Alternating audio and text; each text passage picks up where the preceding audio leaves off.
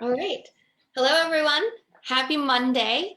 I'm here with my special guest, Dede Maroun from Greene's Corner Market. Thanks, Dede, for agreeing to take the time to share with us about the business here in Mullinborough. Thanks for having me. Yeah, it's good to see you. It's been a long time, unfortunately. But the point of this series, if anyone hasn't seen yet, Live with the Locals is all about hearing from local businesses directly. What processes they put in place since COVID-19, and also just to share with our audience about the business in general. So let's start with that, because we would love to hear that place has changed drastically since you've taken over ownership. So let's start with all of that background. So it is the former Murphy's. It was Murphy's Mobile, then Murphy's Irving, and it was next door to another business that we had, and geographically it made great sense. We were friends with the Murphys, and it just sort of evolved into this is a good thing to do. Yeah. So we signed on the dotted line, and then we did a rather large renovation, which has been exciting. But as all renovations are, stressful at the same time. But just help to, bring a place in town because of its location that was easy, that had lots of good food and gas and other options and essentials and things, and have some fun doing it too. So it's been just over 2 years. It's come out beautiful. It's fantastic inside and out.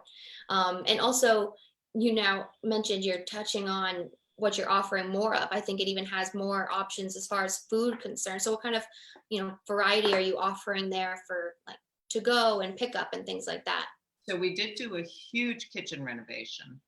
Am I frozen to you, but you can hear me? Okay. I can hear you. It's okay. So go in and out of frozen sometimes. Okay. So the kitchen was the biggest piece of it, and that we wanted to enable, more variety. We do quite a lot of pizza, which they've always done and done very well. And we have a new sandwich menu, which will be online shortly, hopefully by the end of the week, and the boards will be hung up by the end of the week. Lots of yummy new sandwiches and prepared foods case as well, which we hoped would be something that when somebody's driving in on a Friday night, they can call ahead and order a little something that everybody likes and take it down to their house on the way down the neck or wherever they live, and not have to worry about cooking. And lots of ideas like that about how to make that food piece for people who are here for just a couple of days, or even just people who don't love cooking, just make that piece easier and delicious and available. Yep. So that was our aim with the new kitchen, and we're slowly getting there. Awesome.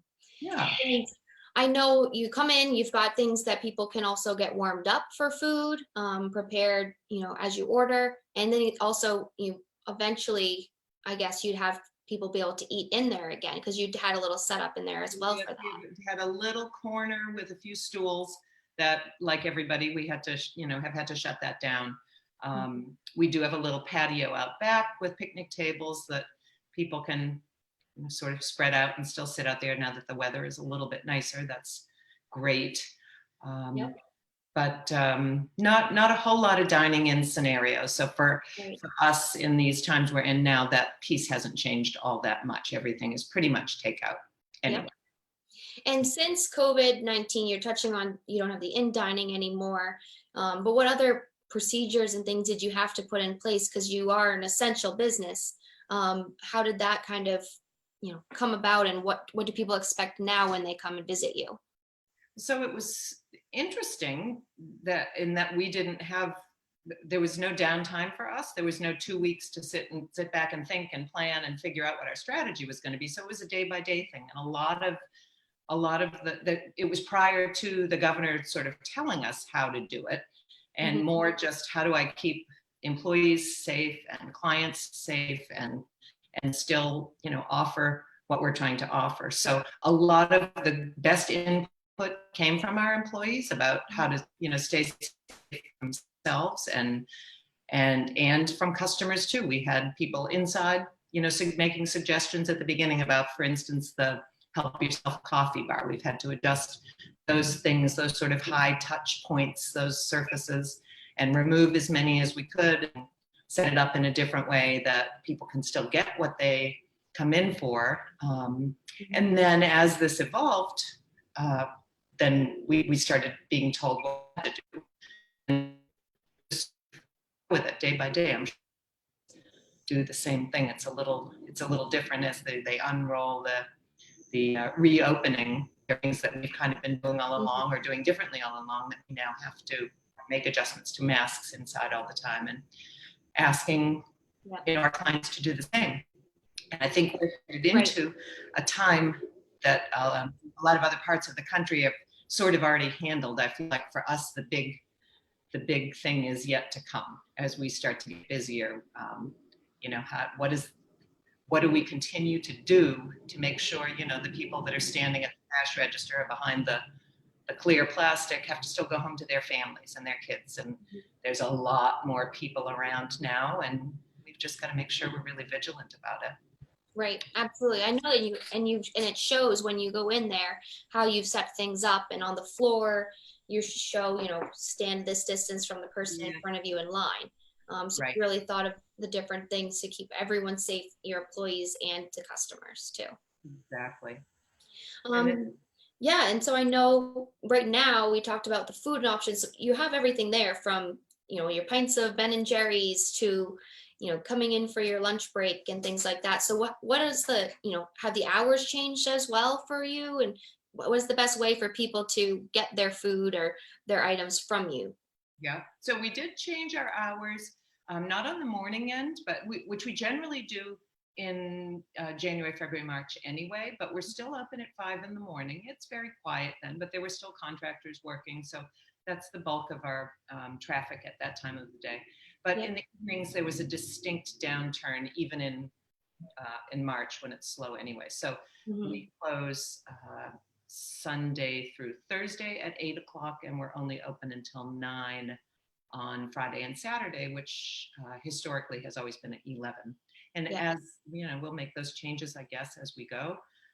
And if the traffic picks up. So we have put up everywhere and suggested call ahead. We'll have it all ready for you. I'm not quite up to speed on the pay online thing. We're investigating that and hoping we can integrate that with our point of sale and have something like that just makes things so much easier. But our goal was to still have eggs and milk and things like that for people, so they don't have to go to the bigger stores. And as we go forward with this and we get busier just in the general area, I think that's going to be even more important for a lot of our population. Like, it warms my heart when this little lady comes in and can get her half a gallon of milk and a newspaper without having to go, further and into a bigger place and maybe wait in line. And so that's, we're just trying to be here for people.